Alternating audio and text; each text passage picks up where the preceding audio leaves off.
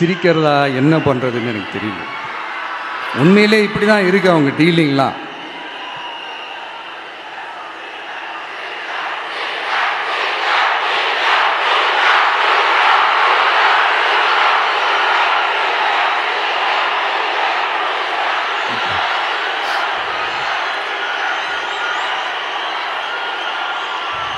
இப்படி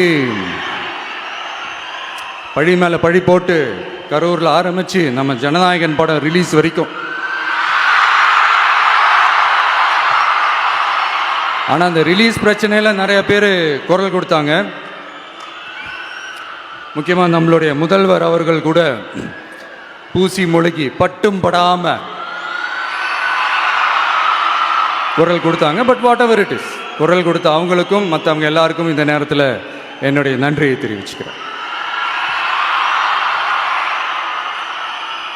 இப்படி நம்ம வெளிப்படையாக பேசுறதுனால சிஎம் சாரோட மனநிலை இப்போ எப்படி இருக்கும் தெரியுமா? ஏற்கனவே கட்சிக்காரங்க தொல்லை தாங்க முடியல, தூங்க விட மாட்டேறாங்க. இந்த விஜயம் வந்து தூங்க விட மாட்டான். நம்ம பாட்டுக்கு ஹைவேல சைக்கிளில் சோலாவா போலான்னு நினைச்சோம். இவன் நாடனா மக்கள் சக்தியோட வந்துட்டு இருக்கான். இவன் தான் கேள்வி கேட்கறான்னு பார்த்தா மக்களையும் கேள்வி கேட்க வைக்கிறான். 1000 ரூபாய் கொடுத்துட்டு இருந்தோம், 5000 ரூபாய் கொடுத்து ஏமாத்தலான்னு பார்த்தா அதையும் கேள்வி கேட்க வைக்கிறான். விசில் சத்தம் வேற விண்ண முட்டுது. கூட்டணி கட்சிகள் தொல்லை வேற தாங்க முடியல. இவன் பண்ற பிரச்சாரத்தையாத்த முடக்கலான்னு பார்த்தா அப்பவும் மக்கள் அவன் பின்னாடி தான் நிக்கிறாங்க. என்ன பண்றது ஏது பண்றதுன்னு தெரியாத ஒரு மனநிலையில இருப்பாரு.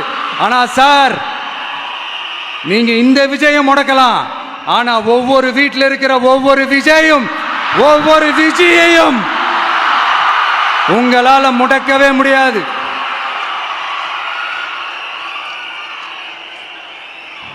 அவங்களாம் ஆல்ரெடி பிரச்சாரத்தை ஸ்டார்ட் பண்ணிட்டாங்க சார்.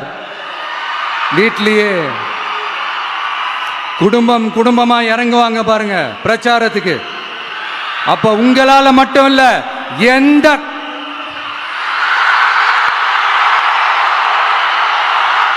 யாராலையும் தடுக்க முடியாது.